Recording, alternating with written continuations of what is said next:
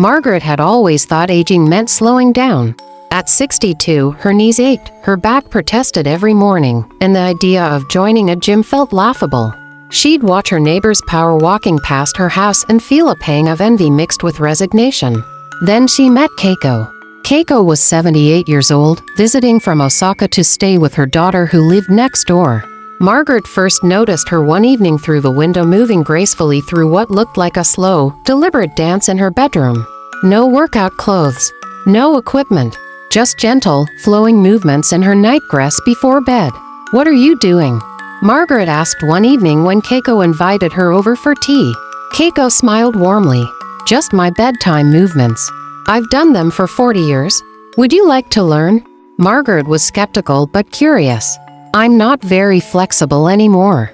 "Neither was I at first," Keiko said. "These movements aren't about being young or flexible. They're about being wise with your body." That first evening, Keiko had Margaret sit on the edge of her bed. "In Japan, we say the journey of health begins with the feet," Keiko explained. "But most people ignore their ankles until they fall." She showed Margaret a simple movement: sitting comfortably, rotate each ankle slowly 10 circles clockwise, then 10 counterclockwise. Point the toes, flex them back. Roll the feet side to side. 3 minutes, Keiko said. "That's all." "This seems too simple," Margaret protested. "Simple is sustainable," Keiko replied. "Do you know why elderly Japanese people fall less than elderly Americans?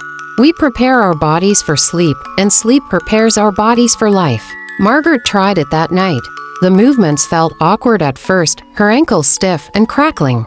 But there was something meditative about the repetition, the focused attention. She fell asleep faster than she had in months. After a week, she noticed something remarkable. Her morning shuffle to the bathroom had become a walk. The ankle stiffness that usually plagued her first steps had softened. 2 weeks later, Keiko taught Margaret the second movement. "Your spine is like a river," she said. "When it flows, everything flows. When it's blocked, everything stagnates." Sitting on the bed's edge, Keiko demonstrated a gentle seated twist. Hands on knees, she slowly rotated her torso to the right, held for 3 breaths, then to the left. Nothing forced. Nothing painful. Just a gentle wringing out of the day's tension. "The twist releases what you don't need," Keiko explained. "Stress lives in the spine. Before sleep, we let it go."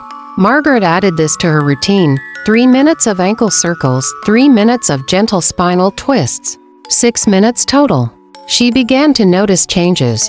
The chronic lower back pain that had been her companion for years, the one she'd accepted as inevitable, began to ease. Not dramatically, but enough that she noticed. Enough that she felt hopeful. Her daughter called one Sunday. "Mom, you sound different. Happier."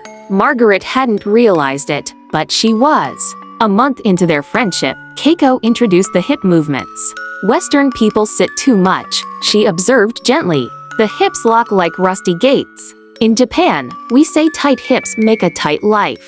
Lying on her back in bed, Keiko showed Margaret how to draw her knees toward her chest, one at a time, then both together. Gentle rocks side to side. Small, controlled circles with the knees, as if drawing invisible patterns in the air. "Listen to your body," Keiko emphasized. "Never force. The body appreciates an invitation, not a command." Margaret was nervous about this one. Her hips had been problematic for years.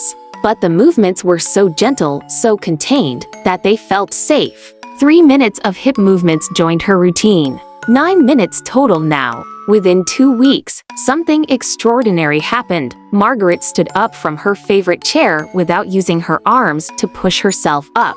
She stopped mid-movement, stunned. When had that become possible again?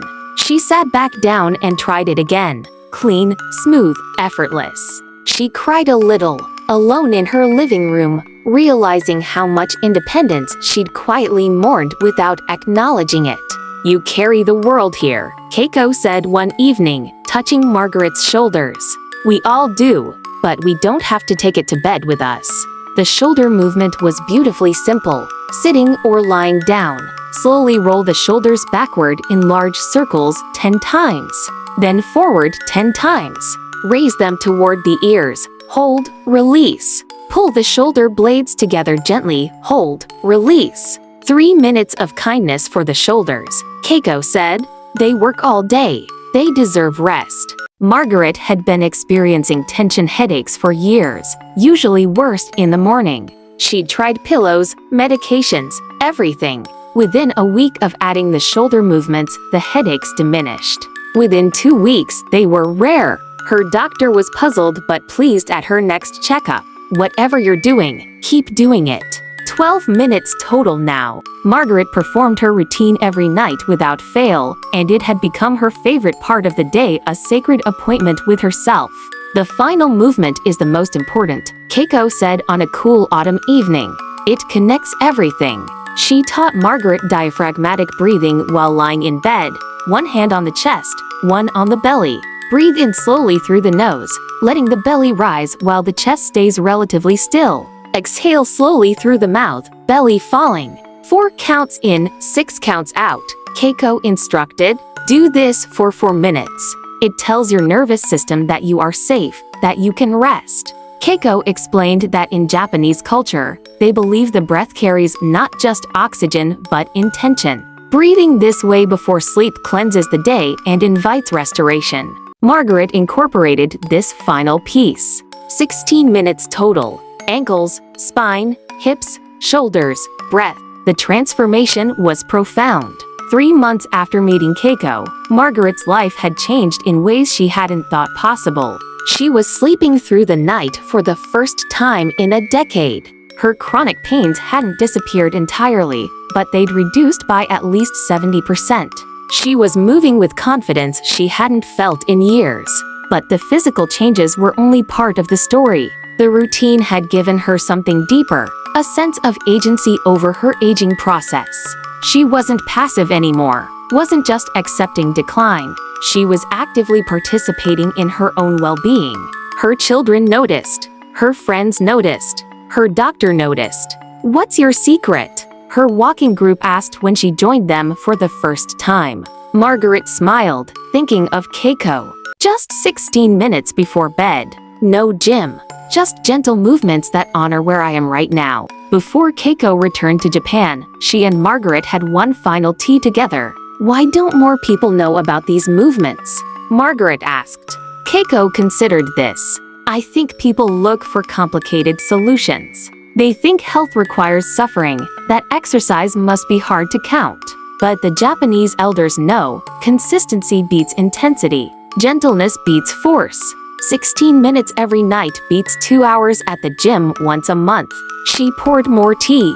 These movements work because they honor 3 truths. Your body is wise and will heal if given the chance. Sleep is when healing happens, so preparing for sleep is sacred. And you don't need to be younger, you just need to be more flexible, more balanced, more present in the body you have today. Margaret hugged her friend goodbye, grateful beyond words. 2 years later, Margaret still performs her 16-minute bedtime ritual every single night. She's taught it to her sister, her neighbors, her entire book club. She's 64 now, moving better than she did at 60. No gym membership, no complicated equipment, no expensive treatments. Just 5 movements, 16 minutes. And the wisdom of Japanese elders who understood something Western culture often forgets. Aging doesn't have to mean declining. Sometimes the most powerful medicine is gentle, consistent attention to the body we have, exactly as it is right now. Every night, as she moves through her routine, Margaret thinks of Keiko and whispers, "Thank you." The movements remain simple. The results remain extraordinary. And Margaret remains convinced that these 16 minutes are the best investment she's ever made in herself. The end.